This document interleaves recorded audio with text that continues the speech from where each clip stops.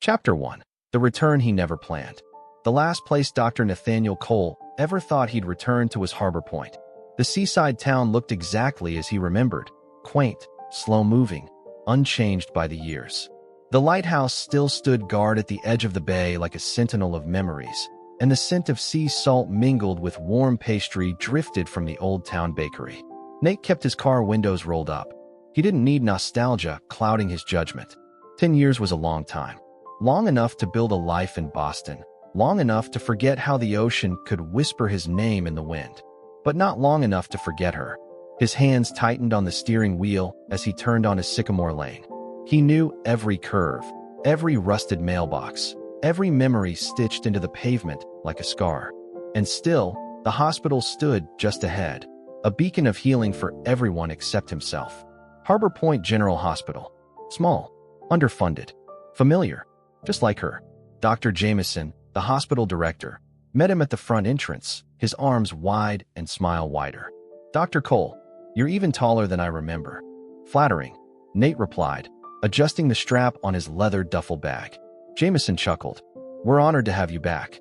The merger with Trinity Medical is going to change everything for this place."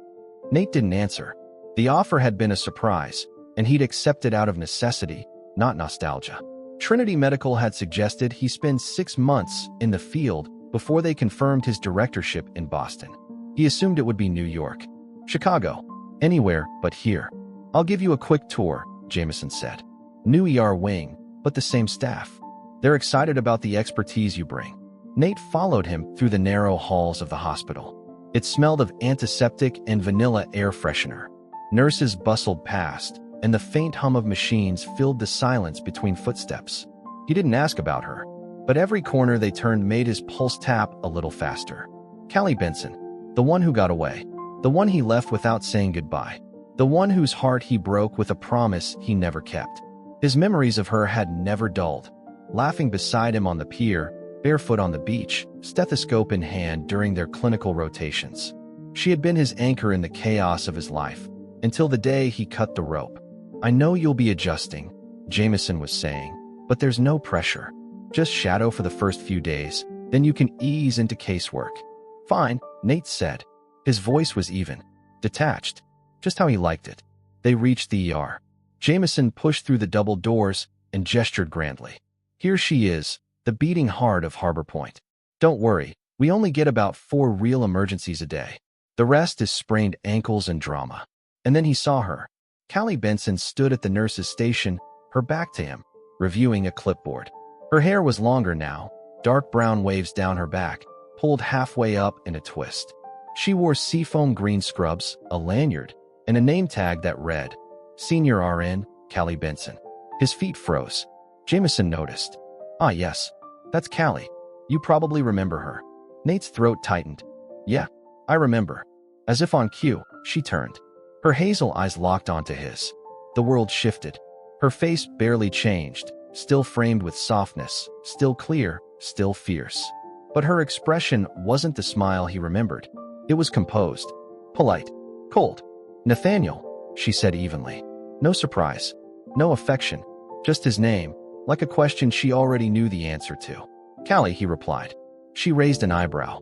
"I didn't know they were sending us someone from Trinity." Small world. Jameson, oblivious to the tension, clapped his hands. "Well, now you've reconnected. I'll let you two get settled. Dr. Cole will be shadowing here for a few shifts. I'll leave you in Callie's capable hands." She didn't move. When Jameson walked away, Nate felt every second of silence grow heavier. Callie finally set her clipboard down. "Didn't think I'd ever see you here again." "Neither did I," he admitted. She studied him. "So, Boston got too small." He almost smiled. "No, just too political." A nurse called her from down the hallway. "Callie, triage needs you." She turned, professional and graceful. "Duty calls." Before she left, she paused. "I don't know why you're back, Nate," she said. "But let's get one thing straight. You're not picking up where you left off. We work. We leave. That's all." Then she was gone. He stood still. The air around him, which had once felt like hers, now felt foreign. But he hadn't come to rekindle anything. He hadn't come for her. That's what he told himself. Until she said his name again. And all he could think about was the promise he broke. and the one she might never let him make again. Chapter 2. Her eyes in the ER. Callie had handled dozens of traumas in her decade as Harbor Point's lead ER nurse. Car crashes, allergic reactions, once even a boating injury that required 5 units of blood, and a miracle. But none of those had made her palms sweat like standing 10 feet away from Dr. Nathaniel Cole. She hadn't seen him in 10 years, and somehow, the man had only gotten sharper. Broader shoulders, darker eyes, the same carefully unreadable expression he wore the day he walked away. And now, he was shadowing her shift. Fantastic. Vitals on bed 4 are dropping, said Gwen, one of the younger nurses, snapping her out of her daze. Patients crashing. Callie was already moving. Nate, Dr. Cole, she said over her shoulder, not looking at him. You're with me. They entered the ER room in sync, old instincts flaring. On the bed, a middle-aged man clutched his chest, his skin pale and damp with sweat. 54 male, Gwen rattled off. Complaints of chest tightness. BP's 80/50, HR spiking. Looks like a myocardial infarction, Nate said calmly. Let's stabilize him, Callie responded, slipping on gloves. Get a stat EKG and a nitroglycerin drip started. They moved in tandem.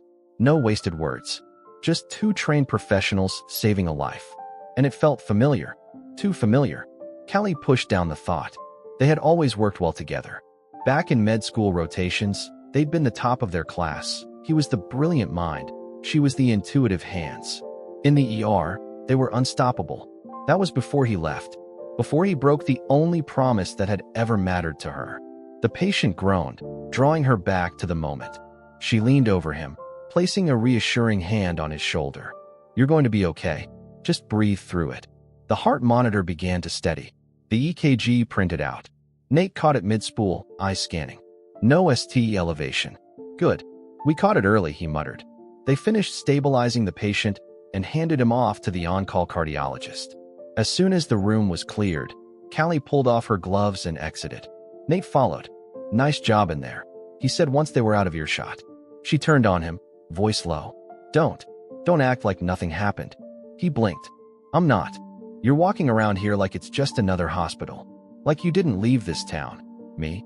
Without so much as a backward glance. He ran a hand through his hair. I didn't expect to be assigned here, Callie. Well, neither did I. And yet, here we are. She pivoted, walking back toward the nurse's station. He trailed behind her, silent. The rest of the shift was a blur of sutures, broken wrists, and concerned parents. She barely looked in his direction. But every time she passed him, she could feel him. Like gravity. After 5 hours, the ER calmed. The lull before the storm. Callie took her break in the courtyard outside the staff entrance. The salty sea air offering a strange kind of comfort. She sipped her coffee, hoping the bitterness would drown out the memories. Nate found her there, of course. Is this seat taken? He asked, gesturing to the bench beside her.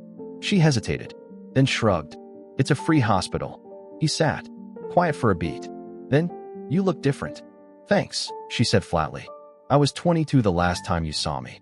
I meant stronger. Confident. She gave him a sidelong glance. Don't flatter me. You left. Remember? I remember everything. She scoffed, standing to leave. Callie, wait. His voice was quieter. I owe you an explanation. She froze but didn't turn around.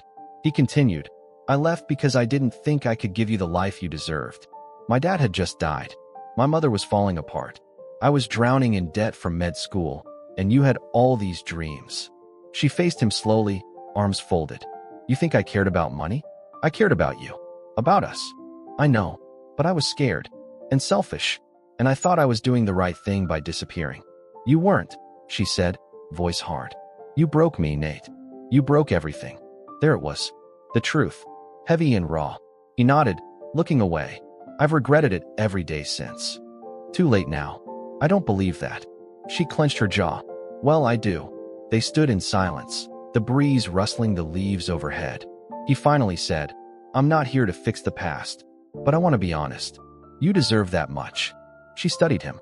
The man before her wasn't the same boy who left. He was more refined, more wounded.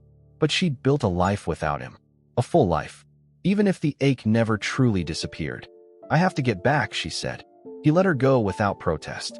Back inside, Gwen raised an eyebrow as Callie returned. Everything okay? Fine, Callie said.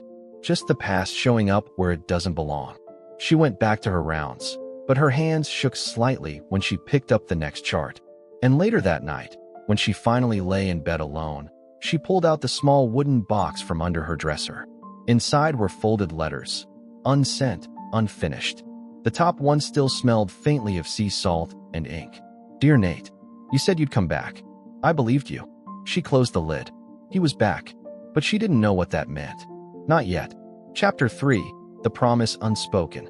The sun had dipped low behind the trees by the time Callie walked into her evening shift.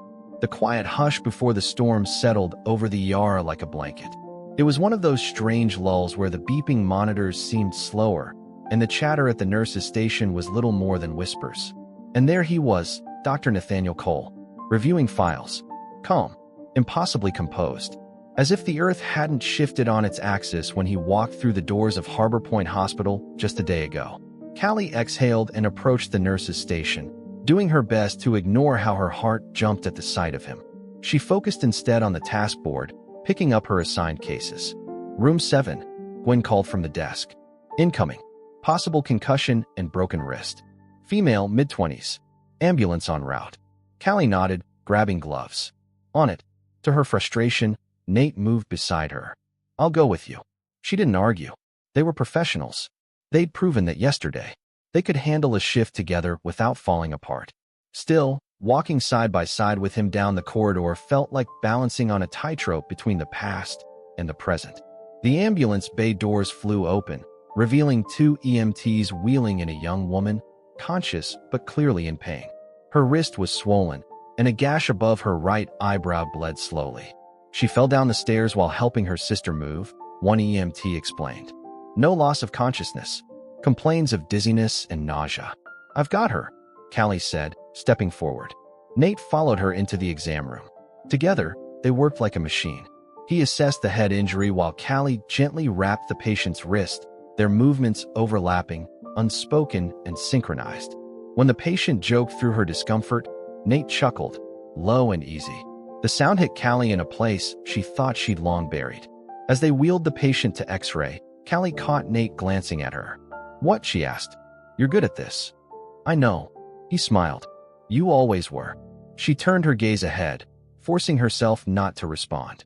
But something about his tone, soft, reverent, lingered in her ears. Later that evening, Callie slipped into the staff break room to grab a granola bar. Her stomach growled, reminding her that she hadn't eaten since her half cup of coffee that morning. She barely had time to unwrap it before Nate appeared in the doorway. Don't you ever sit down? He asked. Not when I have charts to update, she replied, not meeting his gaze. He hesitated. Do you remember the day I left? Her fingers paused. Of course I do. I was going to tell you. She turned toward him slowly. Going to? I had the plane ticket in my hand, Callie. I was supposed to leave that Sunday. But I saw you coming across the quad after your last exam. And I couldn't do it. Not face to face. Not when you looked at me like that. Like what? Like you believed in me, he said quietly. And I didn't believe in myself. Her breath hitched. She wasn't expecting that. The Nate she remembered didn't admit weakness. He didn't bend. You owed me the truth, she said. Even if it hurt. He stepped forward. I made a promise that night. She narrowed her eyes. To leave. To come back. Her pulse fluttered. But you didn't. I couldn't. I was drowning in grief. My dad's death, my mom's collapse, the debt, the interviews. I convinced myself that disappearing was protecting you. Her chest tightened. It wasn't. It wrecked me. I know. His voice was gravel soft, full of weight. She stood there, caught in a storm of what had been and what could never be again. She'd mourned him like death. Now here he stood, alive, apologetic, saying the things he never had the courage to say. But it didn't erase the ache. It didn't undo the nights she spent crying into her pillow, wondering what she'd done wrong. He stepped closer, closing the space between them. I never stopped thinking about you. She shook her head. Don't do this. Why not? Because it's too late, Nate. I'm not the same girl you left. I don't wait around for promises people don't keep. He looked at her, eyes soft with understanding. I can't change the past, he said. But if I'm here, if I stay, I'd like the chance to earn something back. Even if it's only your respect. The vulnerability in his voice threw her off balance. I don't know if I can, she whispered. Then I'll wait. As long as it takes. She blinked fast.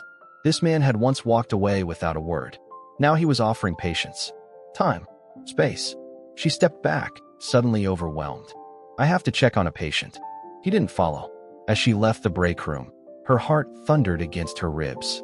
That night, as the ER emptied and the halls grew still, Callie lingered by the supply closet, her chart in hand, but her thoughts elsewhere. She remembered the last words he'd spoken to her before he left for Boston. I'll come back for you. And she remembered the night she'd sat alone on the docks 2 months later, his promise broken, her heart in pieces. Now he was here.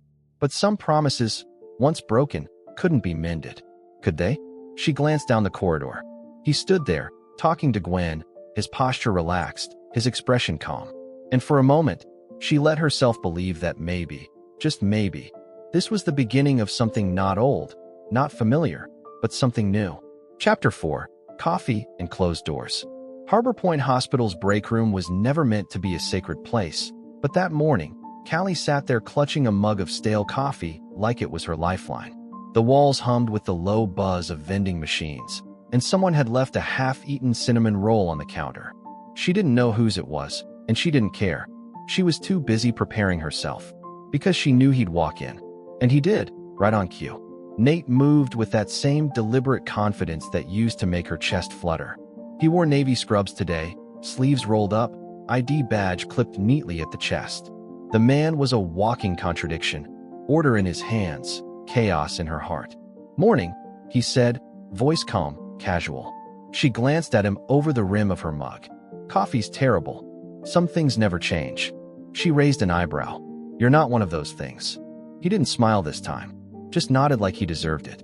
They stood in silence for a moment. Then she said, if you're going to follow me around all day, you might as well say what you came to say. He sat across from her, resting his elbows on the table. I didn't come here for you, he said. That wasn't the plan. She scoffed.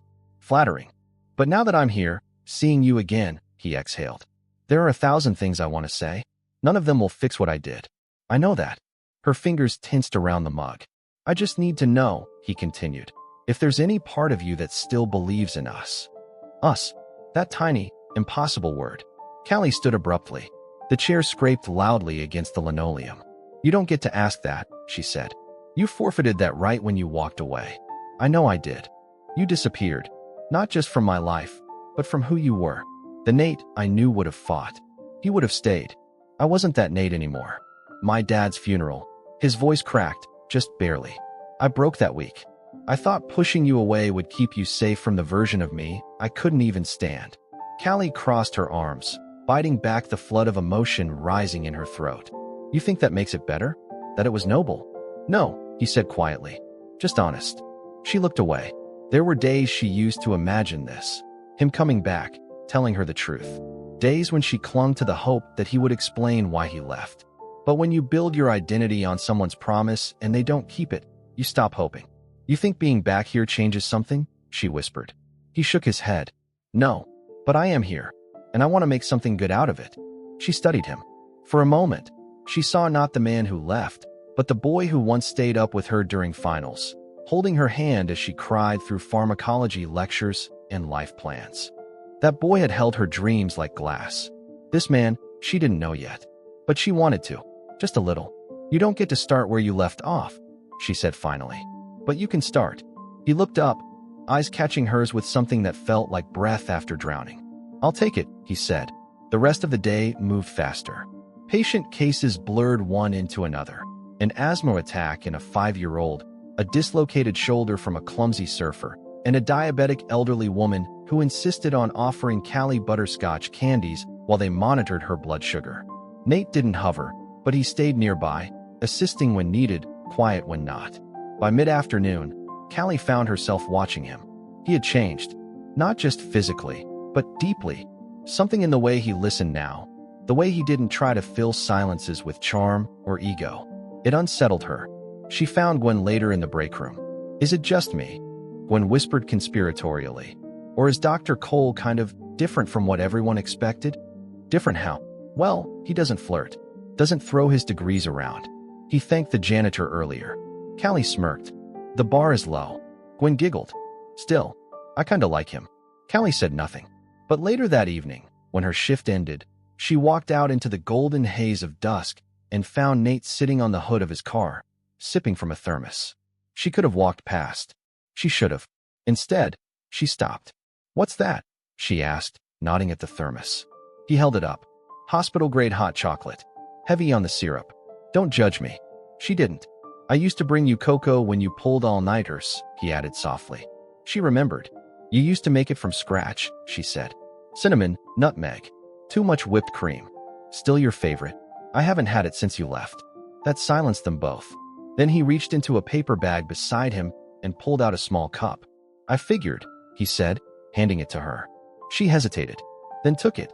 The first sip was exactly as she remembered, warmth, spice, and something that tasted like memory. They stood in silence, the wind gently rustling the leaves above the parking lot. Why did you bring it? She asked eventually. Because some things are worth remembering, he said, even if they hurt. Callie stared at the cocoa, then at him. I don't know if I can do this, Nate. I don't know if I want to. He nodded. Then we don't have to figure it out today. She looked at him again, really looked at him. And for the first time since he walked back into her life, her heart didn't clench. It whispered, not yet, but maybe. Chapter 5, Letters She Never Sent. The box was still there. Callie hadn't touched it in years, not really. It sat buried in the back of her linen closet behind neatly folded towels and a lavender-scented candle her sister gave her 2 birthdays ago. It was small, wooden, carved with floral details she used to trace with her thumb when she couldn't sleep. And inside it lived pieces of her she'd tried to forget. She sat cross-legged on the carpet, heart beating too loud for the quiet of her apartment, and opened it. Letters. Some yellowed with time. Some creased from too many readings. All unsent. Unfinished. The first one had been written the day he left. Dear Nate, you said you'd come back. I believed you. You always kept your promises, until now. I don't understand what changed. She picked up another. Dear Nate, do you remember our plan? The ER residency. The road trip to New Mexico. The way you looked at me when you promised forever? And another. Dear Nate, today, I passed my board exams. You weren't there. I didn't think it would matter, but it did. The letters weren't angry. They were aching. They were pieces of a girl who'd been left to wrestle with the kind of silence that doesn't echo, it swallows. She'd thought about burning them once. Instead, she wrote more. Each one an attempt to grieve what hadn't died, to bury what hadn't been given a proper goodbye. But now he was back, and everything inside her, every piece she'd taped together, felt like it was starting to shake loose again. The next morning, Callie was the first to arrive at the ER. She needed the stillness, needed a place where monitors and meds drowned out memory. She was halfway through organizing triage charts when Gwen walked in, holding a warm cup of coffee. Guess who's on the schedule again? She said, too cheerfully. Callie didn't look up. Let me guess. Dr. Cole. Ding ding. And he brought muffins. For the whole team. Callie frowned. Muffins? Like homemade. Banana walnut. The man bakes. Callie sighed. Of course he does. And he complimented my handwriting on the whiteboard. Said it looked like calligraphy. Callie snorted. He's laying it on thick. Gwen leaned in. I think he's trying. You know, to start fresh. Callie didn't reply. Not because she didn't hear her, but because her chest was already full of words she wasn't ready to say out loud. Nate didn't mention their hot chocolate moment from the night before. He simply nodded at her as she passed in the hallway and continued working on a patient file. He was efficient, respectful, cordial. She hated how that made it harder to stay mad. By lunchtime, they'd worked together on 2 cases, an elderly man with a diabetic wound, and a toddler who'd swallowed a penny. Both times, they moved around each other like they'd never stopped, like time hadn't split them apart. When their shift slowed for a moment, she slipped into an empty room to breathe. The letters swam in her thoughts, their voices whispering everything she hadn't allowed herself to feel in years. She didn't notice Nate standing at the door until he knocked gently. I'm not following you, he said. She raised an eyebrow. Convincing start. I was actually looking for extra gauze. She gestured to the cabinet. Second shelf. Right side. He nodded, grabbed the supplies, then lingered. Can I ask you something? She tensed. Depends. Did you ever write me letters? Her breath caught. She didn't move. Didn't blink. He noticed. I always wondered, he said softly. You were the only person who could put your heart into words. I used to watch you journal when you didn't know I was looking." She looked away. What difference would it make now? He leaned against the doorframe, gauze in hand. None. Or maybe all the difference. She met his gaze, arms folded across her chest. "I did write you. A lot. I just never sent them. I wish you had." "I don't." "Why not?" "Because if you'd read them then, you might have come back out of guilt, not choice." He absorbed that. "You're right," he said. "But I still wish I'd known how much I hurt you. Maybe it would have forced me to face myself sooner." She softened, just slightly. "I kept them," she admitted. That surprised him. "They're in a box at home. Probably smell like dust and salt water. I haven't looked at them in a long time. Until last night. And they still hurt." "I'm sorry." She nodded. "I know." He hesitated, then said, "I won't ask to read them. But I hope one day you'll let me earn a new letter." Something in her chest flickered. Hope. Or fear of hope. She didn't respond. Instead, she stepped past him and returned to the station. But the weight of his words clung to her like sea air. That night, Callie opened the box again. She selected one letter, dated 5 years ago. The ink was slightly faded. "Dear Nate, I met someone new today. He asked me about my favorite book, and for a second, I almost said yours. But I stopped myself. Because I realized, I don't know mine anymore. I don't know who I am without you." She folded it back into the box and reached for a pen. And for the first time in years, she wrote something new. "Dear Nate, I don't know what this is, or what it could be, but I'm still here. And for now, that's enough." She didn't sign it. Didn't need to. Because for the first time, it wasn't about grief. It was about healing. Chapter 6. Cracks in the Armor. The rain came late that night, tapping gently against the hospital's high windows like a lullaby meant for no one in particular.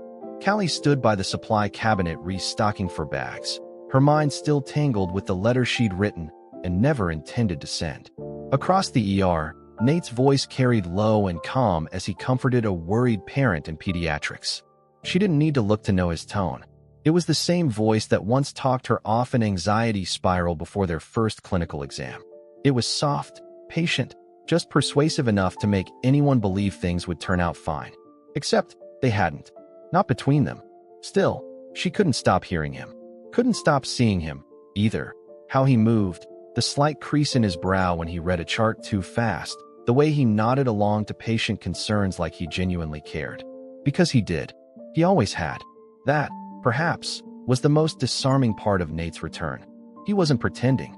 He wasn't trying to manipulate her or impress the staff or fix things overnight. He was simply showing up, and cracks were beginning to form in her armor. An emergency call came in just after midnight, a rollover car crash on Highway 6. One driver, male, mid-30s, airlifted in with multiple lacerations and suspected internal bleeding. Callie was already suited up and waiting in trauma when the gurney rolled in. The patient's face was bloodied and swollen, shirt torn down the middle, groaning as the paramedics rattled off vitals. BP's dropping, one EMT called out. "Prep for transfusion," Callie instructed, already moving toward the 4 kit. "On it." Nate's voice answered from behind her. She didn't have time to question how or when he'd arrived. All she knew was that they slipped into their old rhythm without pause. Him calling the orders, her anticipating the next step. She adjusted the patient's oxygen. He applied pressure to a deep gash near the liver. Blood pooled fast, soaking the sheets, but they didn't flinch. Only when the patient was stabilized and transferred to surgery did the adrenaline slow. And then she realized Nate's hands were shaking. "Hey," she said quietly, glancing over. "You okay?" He gave a short nod. "Yeah, just been a while since I was in the middle of something that critical." She looked at him. "You handled it like you never left." He offered a tired smile.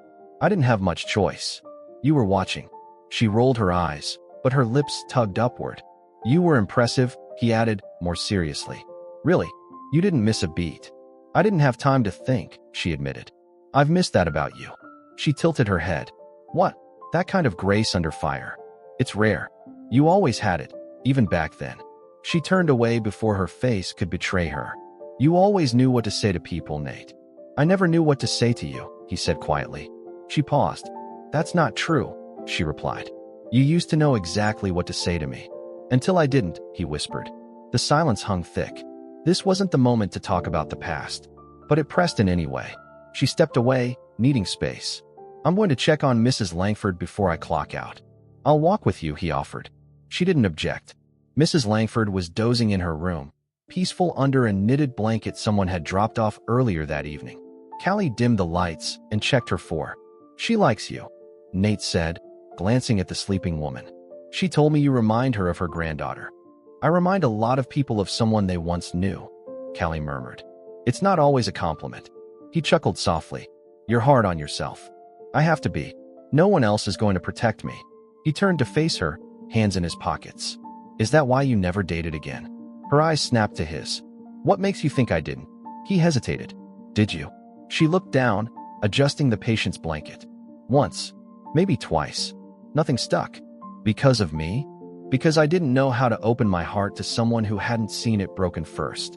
His breath caught. I did love you, Nate, she whispered. That was real. But you left without even letting me say goodbye. He stepped closer, voice raw. I didn't think I deserved a goodbye. You didn't, she said, looking up at him. But I did. That truth landed like thunder between them. He nodded slowly, swallowing whatever emotion tried to rise in his throat. You're right, he said. And I wish I could go back and do it right. You can't, she replied. But you can stop pretending we're okay. I'm not pretending, he said. But I also won't stop hoping. She looked at him then, really looked, and saw the cracks in his armor too. Later that night, Callie returned home and opened the box again. She added a new letter. Dear Nate, you asked if I ever dated. I did, but it wasn't fair to them. I compared every smile, every pause, every touch to you, and no one measured up to a ghost. She didn't sign this one either, just folded it carefully and slid it among the rest. The truth was, he'd never stopped living inside her. He simply stopped showing up. Now he was here again, and her heart wasn't sure whether to run or wait. Chapter 7. A Heart Caught Between. There were two things Callie knew for certain. 1. Hearts weren't like bones. They didn't heal with a cast in time. They healed in strange, unpredictable ways, through whispered apologies, unexpected kindness, and sometimes, not at all. 2. Seeing Nate every day and pretending she didn't care was becoming nearly impossible. It was a Thursday when she reached her limit.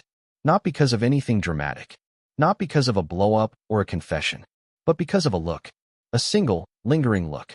She had just finished wrapping a child's arm in a tiny cast. The boy had tried to climb the monkey bars at his cousin's birthday party and learned the hard way that he wasn't quite Spider-Man. His mom was laughing, relieved, and Callie smiled as she handed the little boy a sticker shaped like a race car.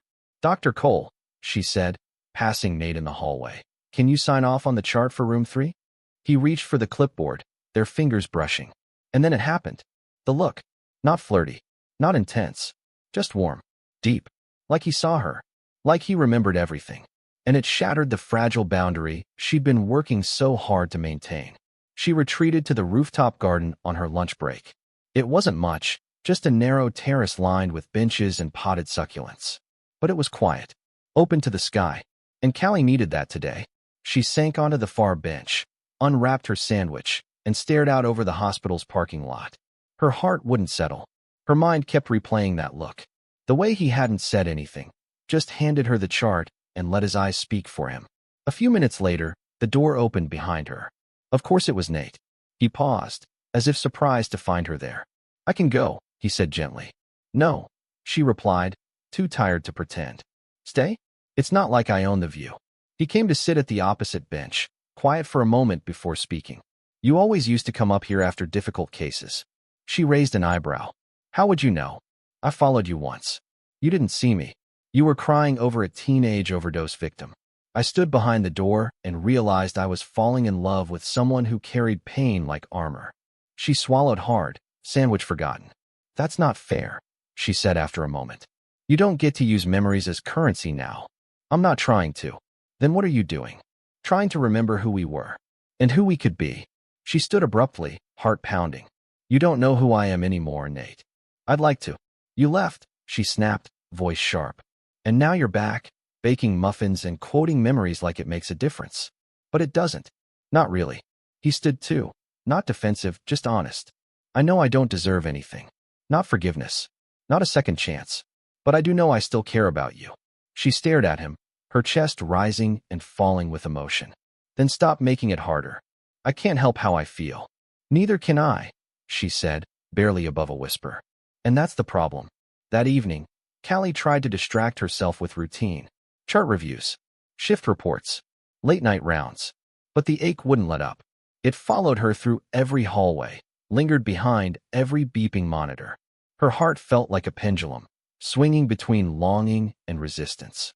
She found herself back at the break room table near midnight, sipping lukewarm tea and staring at the vending machine like it held life's answers. Gwen entered, plopping beside her with a yawn. You okay? She asked. Do I look okay? You look like someone trying really hard to act like she's not falling apart. Callie sighed. I don't know what to do. Gwen tilted her head. About Nate. She didn't answer, but the silence was loud enough. Can I say something you might hate? Gwen asked. Sure. You're allowed to be angry. You're allowed to not trust him. But you're also allowed to still feel something. It doesn't make you weak. I feel both, Callie confessed. Angry, hopeful, guarded, curious. Like I'm two different people trying to figure out which one gets to win. Gwen smiled softly. That's what falling back in love feels like. Callie blinked. She hadn't said that word out loud. Not in years. Not in relation to him. But there it was, sitting between them like a whispered dare. Love. Later that night, Callie passed Nate in the hallway near pediatrics. He didn't stop her, just nodded, like always. But this time, she stopped. I used to write letters, she said suddenly. He turned, startled. What? I told you before that I wrote them. But what I didn't tell you is that they kept me going.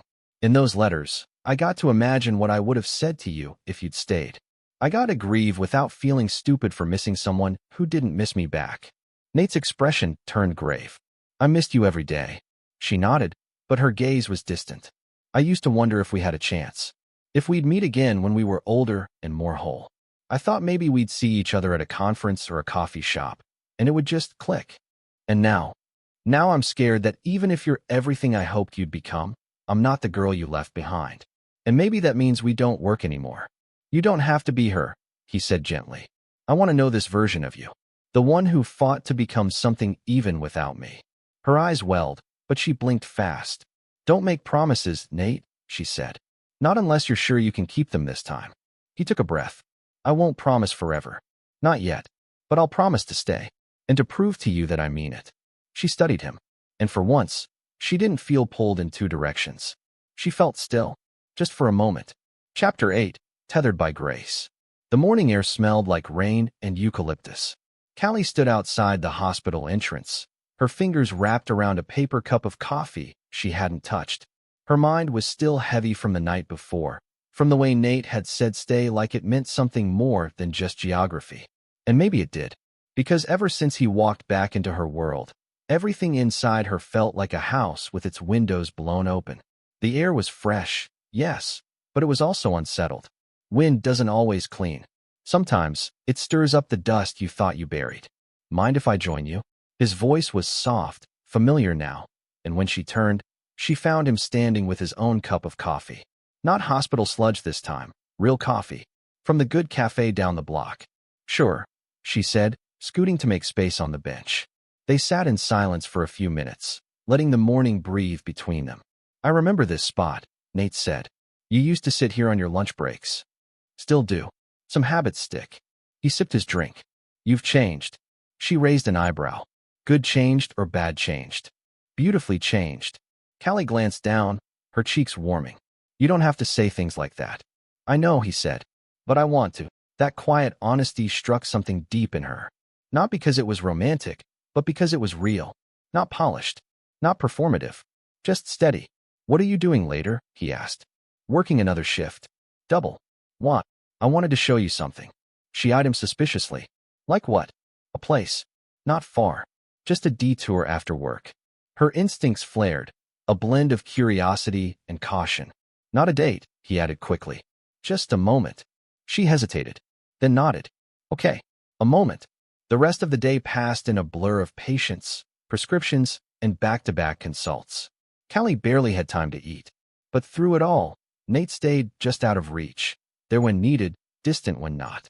It made her feel oddly safe. It also made her nervous, because she didn't know what would happen after her shift ended. By 8:15 p.m., the ER had finally calmed, and the two of them clocked out at the same time.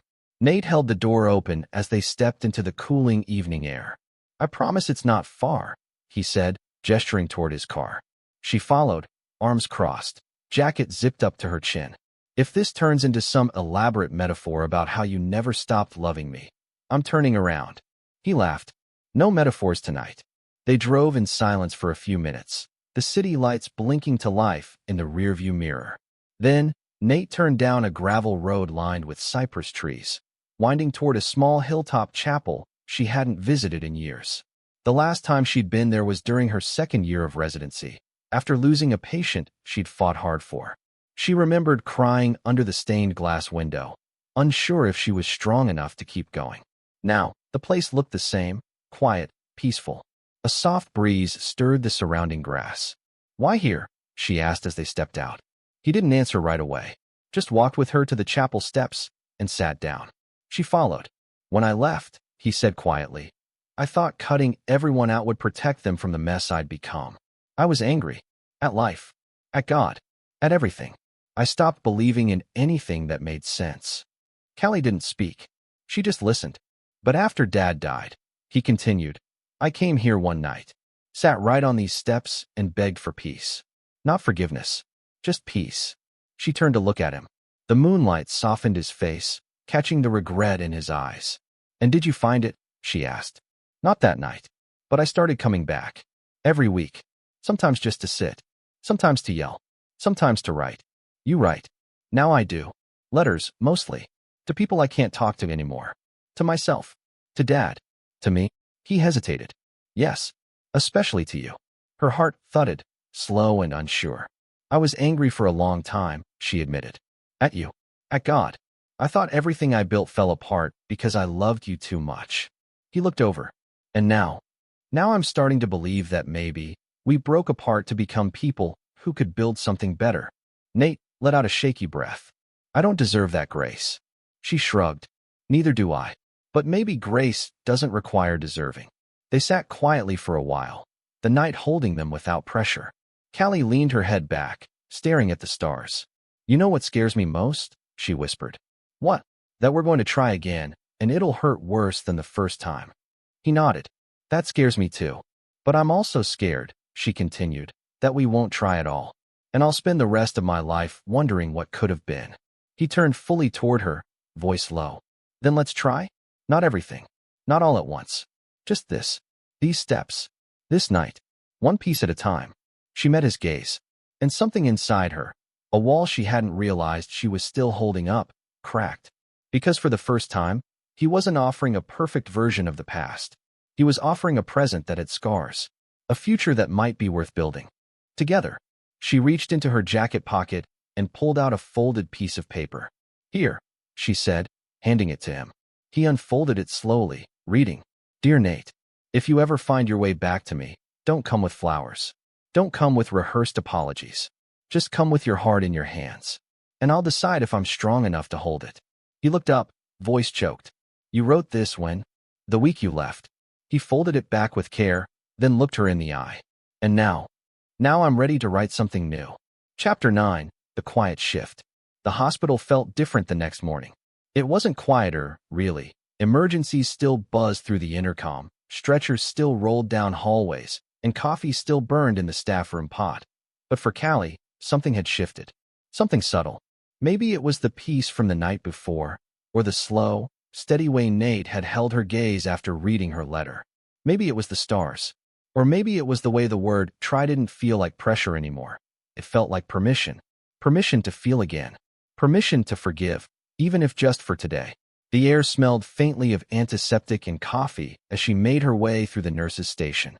She nodded at Gwen, who mouthed "long night," as she handed over a patient file. Callie nodded in reply, but it hadn't felt heavy.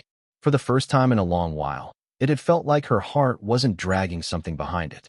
"Room 6 is requesting you specifically," Gwen said with a smirk.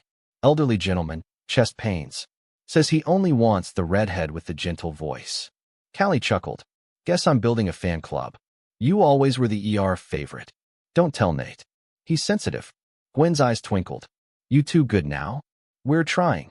Gwen nodded, her smile softening. Sometimes trying is enough. Mr. Holloway in room 6 was a delight. 82, sharp as a tack, and full of stories about his days as a schoolteacher. "You remind me of my late wife," he told Callie as she adjusted his monitor. "She had your same look, like she saw everything but didn't judge anything." Callie smiled. "Sounds like she was a special woman." She was. She always said people deserved second chances if they were brave enough to ask for them. Callie's hands paused briefly. Then she looked up.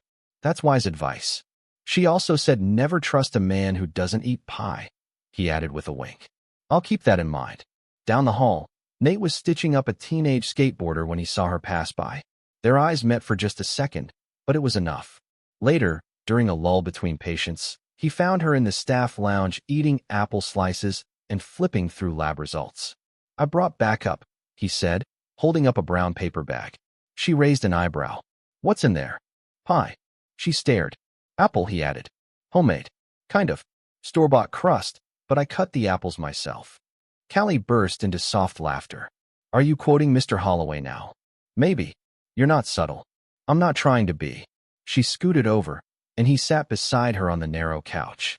"Want some?" he asked, opening the bag. She accepted a slice, biting into it thoughtfully. "Okay, that's actually good. Thank you." They ate quietly for a few minutes. "You said something last night," Callie said finally, "about wanting to build something new. Do you really believe that's possible?" He nodded slowly. "I do. Not because it's easy, but because I'm willing to work at it." She studied him. The man in front of her was still Nate, the same boy who once kissed her hand after she aced her neuroanatomy final. But he was also someone else now.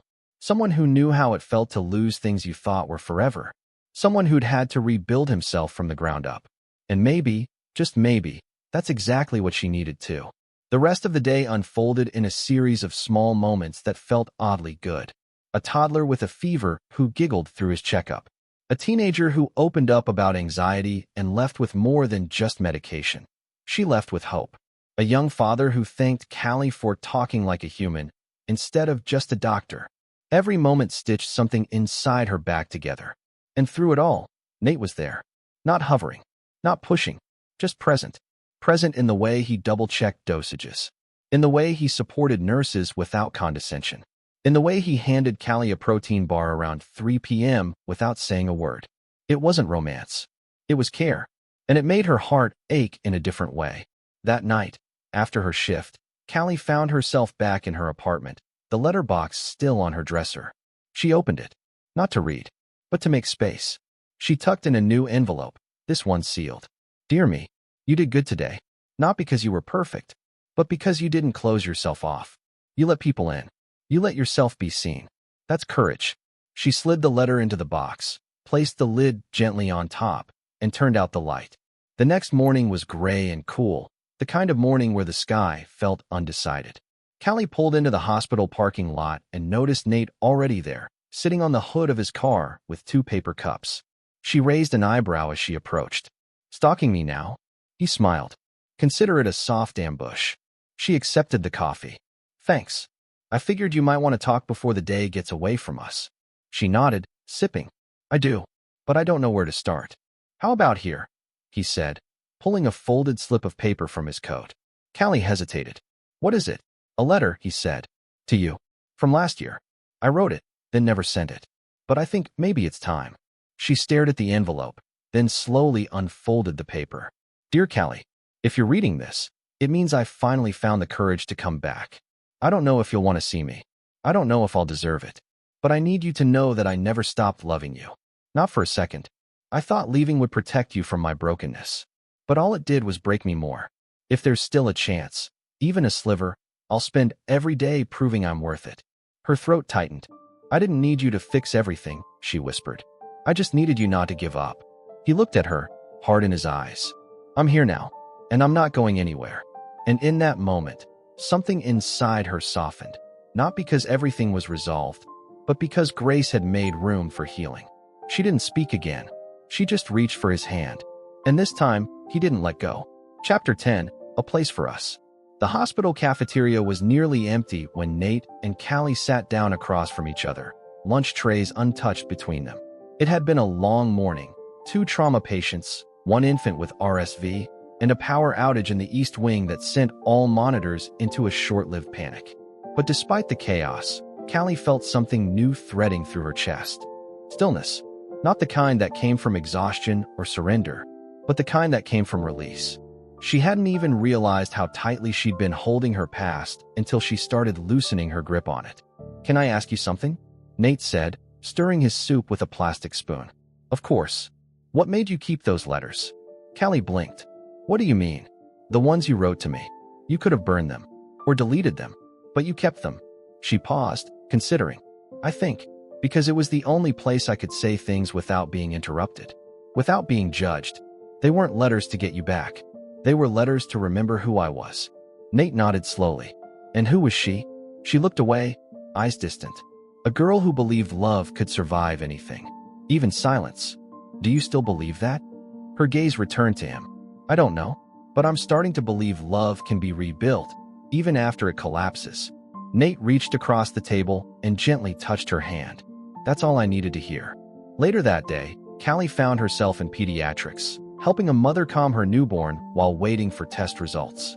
The baby's tiny fingers wrapped around hers, and the tension in the room softened. "You're good with babies," the mother said, teary-eyed but smiling. "Do you have any of your own?" Callie shook her head gently. "Not yet. Your husband must love watching you work." Callie hesitated. "I'm not married." "Oh." The woman looked surprised. "Well, he will. Whoever he is." Callie offered a faint smile and left the room, heart heavier than she expected. Not because of the question, but because of the memory it stirred. It was a rainy autumn evening, years ago. She and Nate had walked through the city with takeout cartons and no umbrellas, letting the drizzle soak their hair. They had talked about the future. Kids. A dog.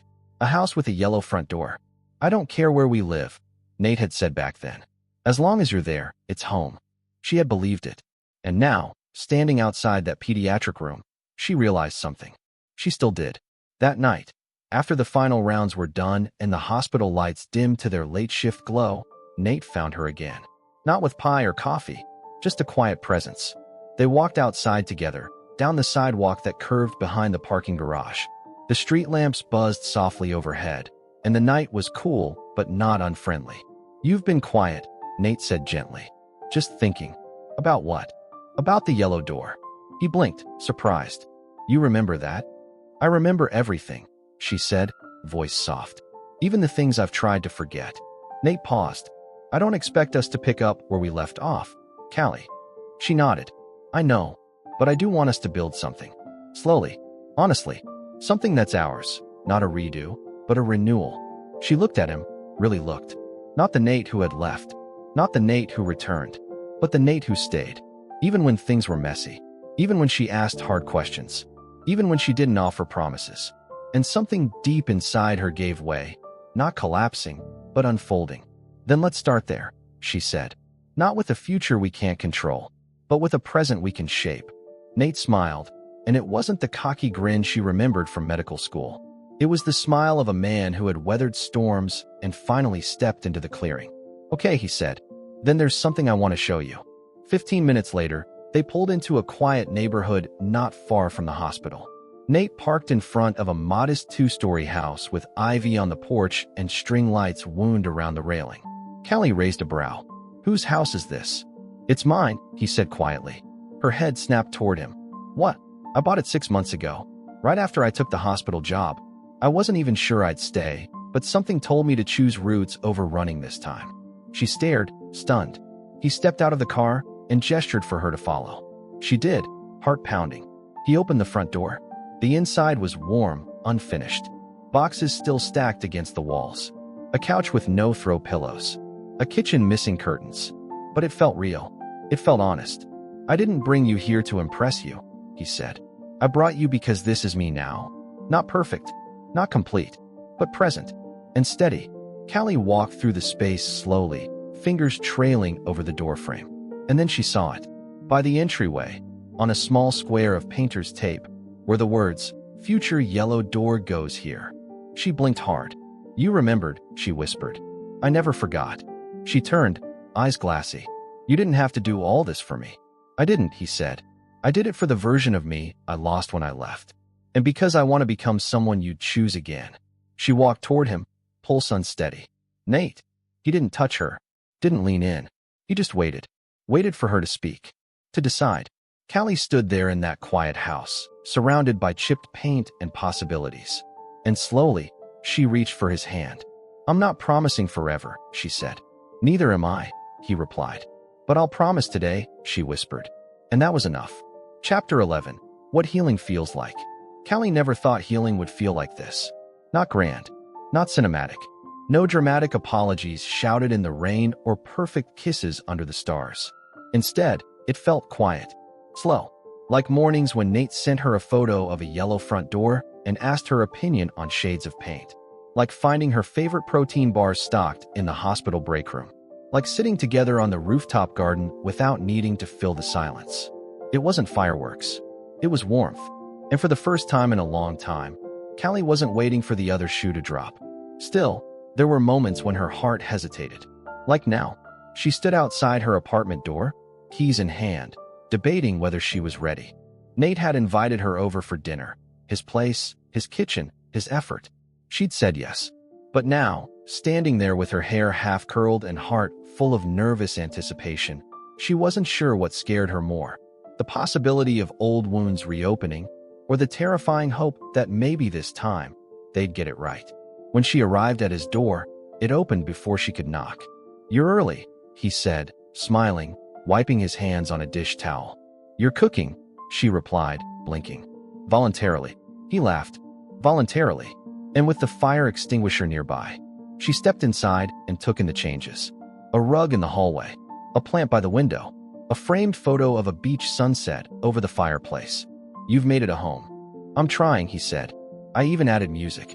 He gestured to a speaker on the counter softly playing a mellow jazz tune. Wow, she teased. Romantic ambience. Are you trying to seduce me with your playlist? Absolutely not. I'm trying to distract you from the overcooked chicken. She laughed, and the tension eased.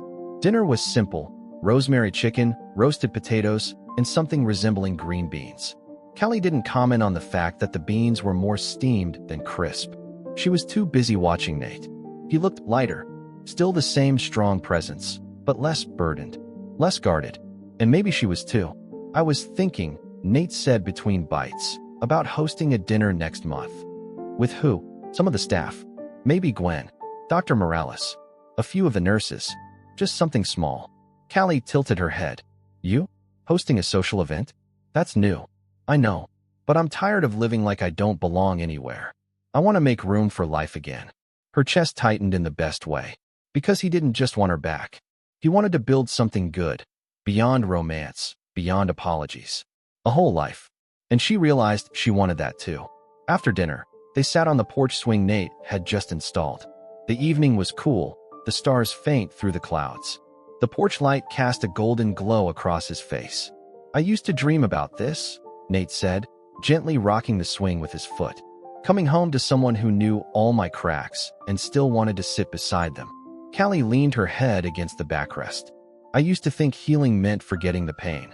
But maybe it just means letting the pain be part of the story without letting it write the ending. He nodded slowly.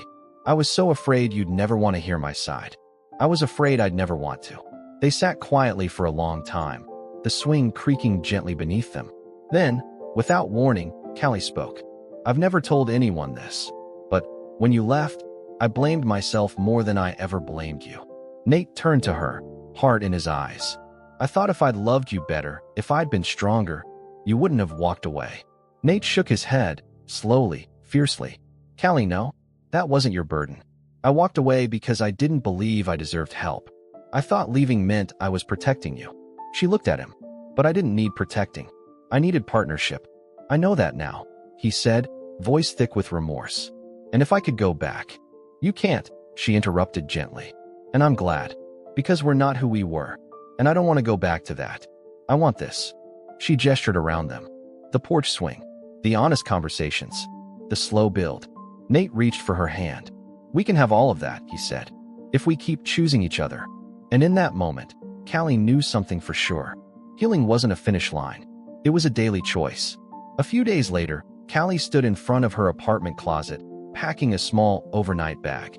Not because Nate asked, Not because she was running away from her space, but because being in his space felt safe in a way she hadn't expected. She found the letter box on her dresser again. She opened it, and this time, she didn't add a letter. She pulled one out, one she had written but never read twice. Dear me, you are not defined by who left. You are defined by who stayed. And most importantly, by how you stayed true to yourself when no one else understood the ache. She folded the letter carefully, then smiled. Because for the first time in a long time, the ache didn't feel like a wound. It felt like a scar. A beautiful, healed reminder of where she'd been and where she was going. The next morning, Gwen spotted Callie walking into work wearing Nate's navy hoodie over her scrubs. "Oh," Gwen said, eyebrows arched. "So we're at that stage, huh?" Callie rolled her eyes, but she was smiling. "It was cold. Uh-huh. And his laundry smells like sandalwood and redemption." Callie laughed. "I'm ignoring you. You're glowing," Gwen said, softer now. "You really are." Callie glanced around. The hospital halls were still humming. Patients still needed her. Charts still waited to be reviewed. But in the middle of it all, she stood there whole. Not because everything was fixed, but because she wasn't pretending anymore. "I think," she said slowly, "this is what healing feels like." Gwen bumped her shoulder. "Looks good on you." Chapter 12, When the Walls Fall Down. Nate had always believed that broken things could be patched. Not made perfect, not made like new, but repaired. He had spent months piecing himself together after walking away from the life he once wanted. It was one thing to say you've changed, another to live like you have. But standing at the threshold of Callie's heart again, it felt like he'd stumbled upon a door he thought was sealed shut. And now? Now she was holding it open, even if just a crack. They had spent the last few weeks dancing in this delicate rhythm, working long shifts together, grabbing quiet dinners, walking in the early morning stillness before the city woke. There was no pressure, no declarations, just presence. And something about that felt more intimate than 1,000 whispered "I love yous." But all of that, every ounce of peace they'd built, was tested when Nate walked into his apartment that evening and found someone sitting on his porch swing. A woman. His mother. "Nate," she said, standing quickly, brushing off her skirt. He blinked, stunned. "Mom, I know I should have called, but..." Her voice faltered, her eyes flickering with emotion. He stepped forward slowly. "It's been 3 years." "I know." They stood there, years of silence stretching between them. Nate's stomach twisted. "You left," he said quietly. "I didn't know how to stay. You left after Dad's funeral." Tears gathered in her eyes. "I didn't know how to grieve him while watching you grieve too. I was drowning, Nate. And I didn't have the strength to carry us both." He looked away. "Why now?" he asked. "I heard from Dr. Walters that you were back, that you'd taken your father's position at the hospital. And I needed to see for myself." Nate exhaled. "You didn't come to the memorial. You didn't send a letter." "I couldn't. I wanted to. But everything I touched felt like it crumbled. And I thought, maybe I didn't deserve to be part of your healing." Nate's voice cracked. "I didn't need you to be perfect. I just needed you to be there." "I know," she whispered. "And I'm so sorry." He swallowed hard, then sat on the swing, staring out at the quiet street. His mother sat beside him. Silence hung. Then he said, "Do you want tea?" She looked at him, surprised. "Tea. I still make it the way Dad liked. 2 sugars. A slice of lemon." A tear slipped down her cheek. "I'd love that." And maybe that was grace. Not erasing the past, but allowing a future to unfold, one small kindness at a time. Callie arrived later that night, pausing when she saw the unfamiliar car in the driveway. She stepped inside and froze when she saw Nate and a woman sitting on the couch, cups of tea in hand. Nate stood quickly. "Callie, this is my mom." Callie's heart stuttered. His mom. She looked so much like Nate. The same eyes. The same quiet strength. "It's lovely to meet you," Callie said softly. Nate's mom stood, extending a hand. "Likewise. I've heard about you. A lot." Callie smiled awkwardly, eyes flicking to Nate. "I was just heading out," his mother said. "Didn't mean to interrupt." "You didn't," Callie assured. Truly. They exchanged soft goodbyes, and after she left, Nate sat down heavily, rubbing his temples. "That was unexpected," he muttered. "Are you okay?" Callie asked, sitting beside him. "I don't know. I mean, she's here. After all this time. And I wanted to be angry, but I just felt sad. Like I'd been holding up walls so long. I forgot what it felt like to let anyone in." Callie reached for his hand. Letting people in isn't weakness. I know, but sometimes it feels like handing someone a hammer and hoping they won't shatter you again. She squeezed his hand. I know that feeling too well. He looked at her. I used to think love was about protection, making sure no one ever saw the cracks. But now, I think love is about presence, even when we're cracked wide open. Callie leaned her head against his shoulder. Even when we're not okay, she whispered. Especially then. The next day, the hospital was busier than usual. A flu outbreak had doubled the ER intake, and staff were stretched thin. Callie worked through lunch, barely registering the ache in her feet or the pounding in her head. But when she entered exam room 12 and saw a teenage girl trembling on the bed, her instincts kicked in. Hi, sweetheart, Callie said gently. What's your name? The girl didn't answer, just clutched her stomach and blinked away tears. Her chart said Emily, 14, brought in by an older sister who hadn't stuck around. Nate entered quietly behind her, reading the chart over her shoulder. No parents listed, he murmured. Callie nodded. She's scared. She knelt beside the bed. Emily, I know you're hurting, and I know this is all really scary, but we're here to help. You're not alone, okay? Still no words, but a tear slid down the girl's cheek. And slowly, she nodded. That was all Callie needed. After the consult, Callie stepped into the hallway and exhaled. Cases like that, she said, they stay with me. Nate nodded. Because you care. Deeply. Sometimes I wonder if it's too much. He looked at her. No, it's exactly right. They stood in silence for a moment. Then Callie said, I want to go see my parents. Nate blinked. Really? She nodded. It's been too long. And I think part of healing means going back and showing them I didn't fall apart. He smiled. Do you want me to come with you? She thought for a moment. Yes, I do. They visited her parents that weekend. Her mother cried. Her father grilled Nate for 20 minutes. And when they left, Callie felt something powerful uncoil in her chest. Because going home didn't break her. It reminded her that love, true love, can hold its shape, even under pressure. That night, as they lay on Nate's porch swing again, her head on his shoulder, Callie whispered, I think I'm falling in love with you. He didn't speak for a moment. Then, softly, I've never stopped. Chapter 13, The Letter She Never Sent. Callie hadn't opened the letterbox in days. Not because she forgot it, but because, for the first time, she didn't need it. She didn't need a page to hold her pain. She had people now. Moments. A new rhythm. Still, as she sipped her morning tea with the sun slanting through her apartment blinds, she found herself walking to the dresser, lifting the box's lid, and running her fingers over the envelopes inside. There were dozens. Some addressed to Nate. Some to herself. Some simply marked someday. She hadn't planned to pull one out.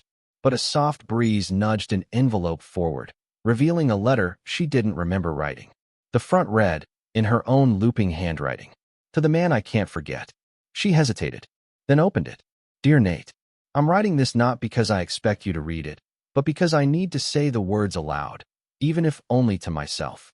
You were my beginning, my first yes, my first real laugh in the dark. And even though you became my silence, you were once my sound. I want to hate you for walking away, but I can't, because even when you left, the part of you that stayed with me reminded me of what it meant to hope. I hope you're healing. I hope you're growing. I hope someday, when the dust settles and the wounds scar over, we'll find each other not as who we were, but as who we've become. But if we don't, thank you. Thank you for loving me once.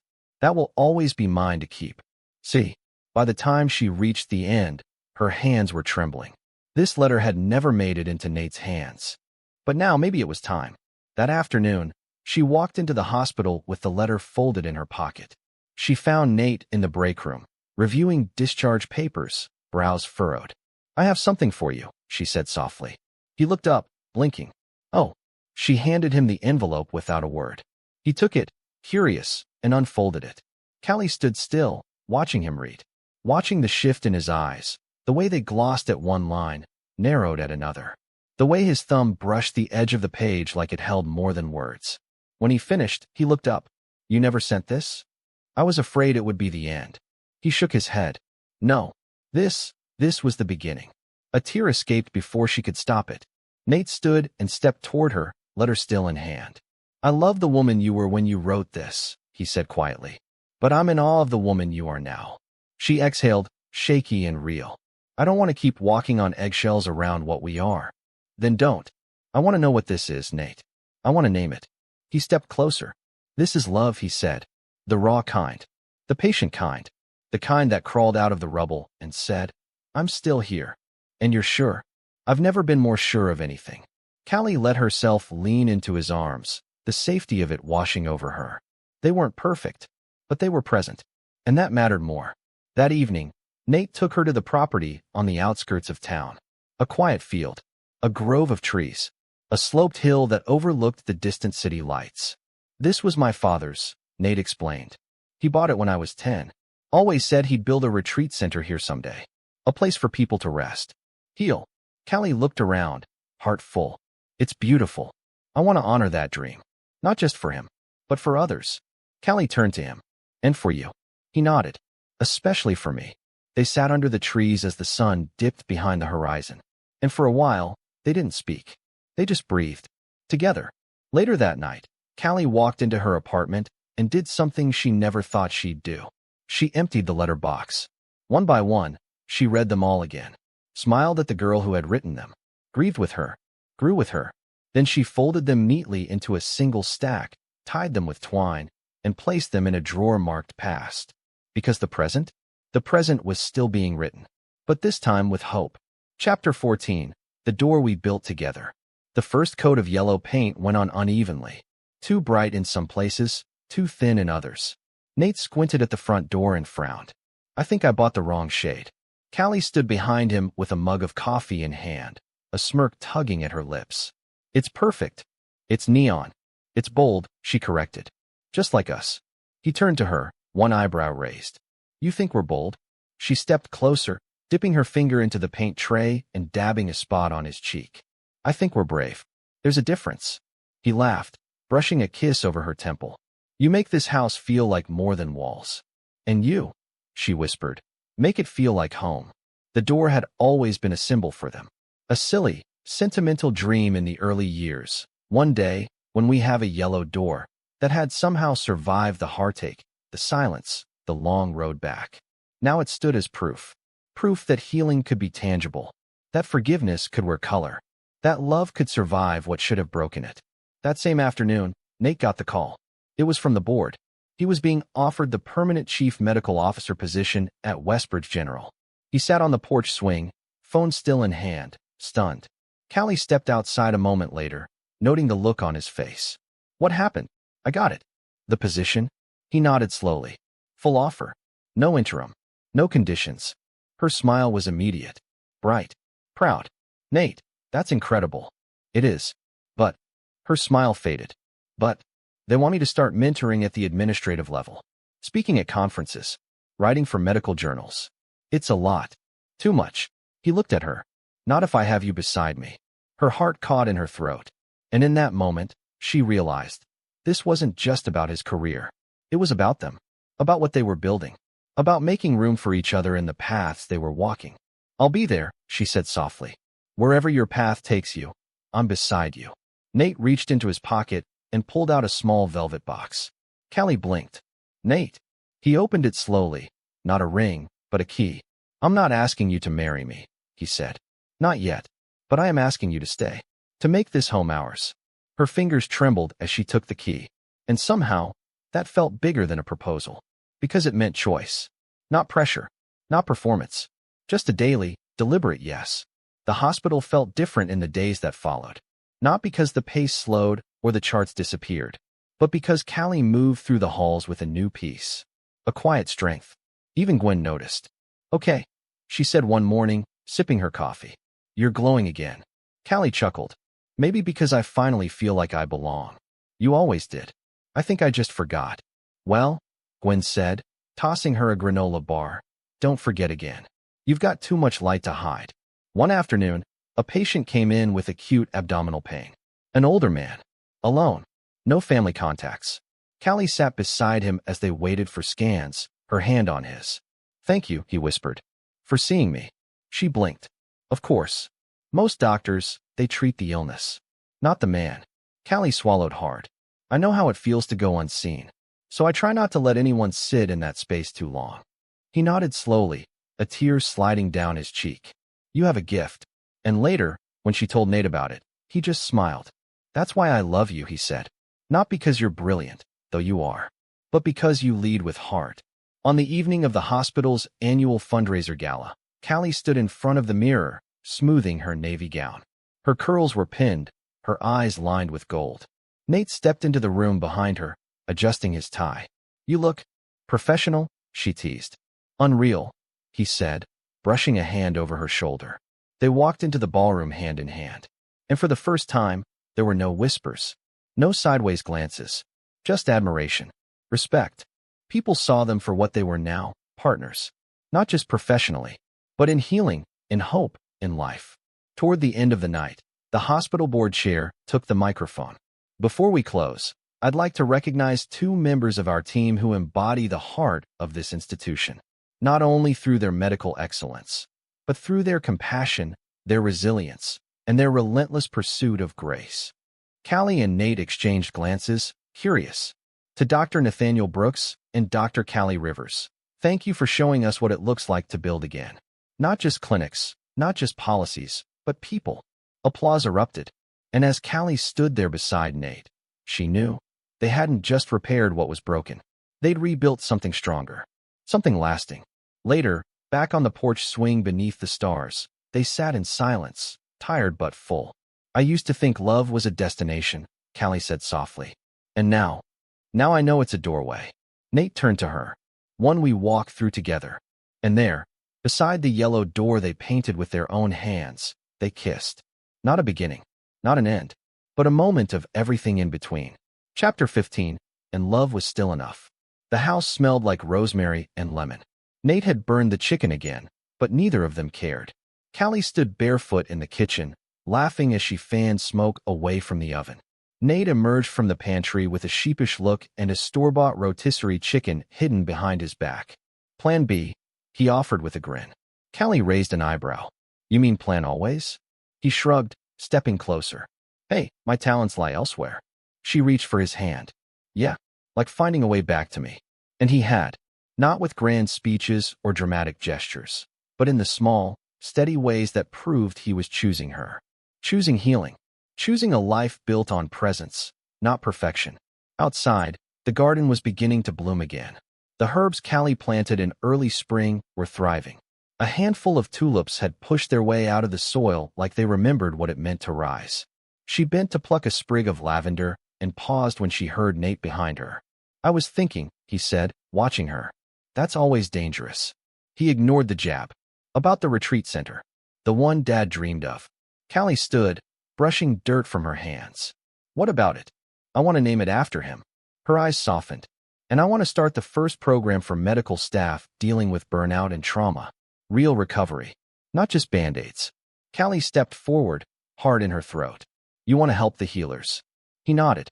"No one ever taught us how to carry what we see every day. We lose people. We lose sleep. We lose ourselves. I want a place where we can find our way back." She smiled. "I'm in." "Really?" She took his hand, lacing their fingers. "It's what we do, remember? We find our way back. Together." Weeks passed. Plans unfolded. The property outside town was surveyed and cleared. Architects came and went. A small team of counselors signed on to be part of the retreat vision. They called it the Still House. A place to come undone safely. To rest. To be reminded that stillness doesn't mean weakness, it means recovery. And at the heart of it all was the yellow-doored home Nate and Callie had built. Not grand, not perfect, but grounded, full of light. One afternoon, while sorting through some of her old boxes, Callie found a notebook wedged between folders. Inside were scribbled notes from her early residency years. Case studies, doodles, half-written journal entries. And near the back, a list titled, "What I Want Love to Be." She traced the words, reading each line slowly. "Steady, even when I'm storming. Safe, but never dull. Kind when I'm unkind. Brave when I'm scared. Honest always. Patient, especially when I don't deserve it. Something I can come home to, even if the rest of the world falls apart." Tears welled in her eyes. Because somehow, after everything, she'd found that kind of love. And not just in Nate, but in herself. At the hospital's staff retreat, ironically held on the land they were now developing, Callie led a small breakout session on resilience. She stood in front of a circle of nurses, residents, and janitorial staff, her notes tucked away, speaking from her heart. I used to think strength was about pushing through, staying silent, pretending I wasn't breaking inside. But strength isn't about hiding. It's about honesty, about letting yourself fall apart sometimes, so you can heal honestly. She paused, making eye contact with a teary-eyed nurse. And healing isn't linear. It doesn't follow a schedule, but it does show up in the quiet choices we make every day. To get up, to reach out, to believe in joy again. Someone clapped softly, then more joined. And as Callie sat back down, Nate squeezed her hand under the table. "I'm proud of you," he whispered. "I'm proud of us," she replied. That night, under a sky so full of stars it looked like a blanket stitched by hope, they sat on their porch swing, wrapped in a shared quilt, the scent of lavender wafting from the garden. Nate turned to her. "There's something I've been meaning to ask," he said. Her pulse fluttered, heart instantly alert. He stood, pulled a small box from his jacket, and knelt before her. Not rushed, not rehearsed, just real. "Callie Rivers," he said, voice steady despite the wind. "We've written letters we never sent, walked away when we didn't know how to stay, and somehow found our way back." She blinked as tears filled her eyes. "I don't want a love that's perfect. I want one that's faithful, one that chooses again and again, even when it's hard." He opened the box. The ring was simple, elegant, a sapphire in the center, blue as her scrubs, blue as hope. "Will you marry me?" he asked. She didn't hesitate. "Yes," she whispered, falling to her knees in front of him. 1,000 times yes. They kissed under the stars, a kiss that tasted like promises and lavender and all the things they thought they'd never have. And in that quiet corner of the world, they didn't just begin again. They continued. The wedding was small, held under the grove of trees on the Still House property. No fanfare, just close friends, family, and laughter that made the leaves dance. Callie wore a dress with pockets. Nate wore a navy tie that matched the sky. They wrote their vows in letters, sealed until the ceremony, and read them aloud through tears and shaky breath. "I never needed you to be perfect," Callie said. "I just needed you to stay. And you did, even when it was hard, even when I didn't believe you would." Nate took her hands. "You taught me what love looks like in the middle of the mess. And now, every time I see the yellow door, I remember, healing is a home we build together." The guests cried, even Gwen, especially Gwen. And when they danced that night, barefoot in the grass, the stars bore witness, not just to a wedding, but to a resurrection, of dreams, of faith, of love, still standing, still soft, still enough. Thank you for spending time with Callie and Nate's story, a journey not just of second chances, but of learning how to stay, how to heal, and how to love through the cracks. We often think love has to be perfect, shiny, without baggage or bruises. But this story is a reminder that sometimes the most beautiful love is the kind that chooses again and again, despite fear, failure, or broken beginnings. It's the love that shows up, that forgives, that builds yellow doors over old thresholds and calls them home.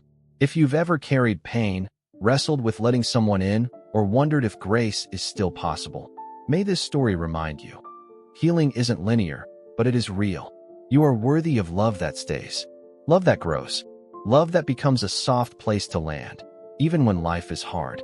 Thank you for listening, for believing in clean, faith-anchored stories full of real hope. We'll see you in the next book, where new hearts unfold, and healing always has the final word.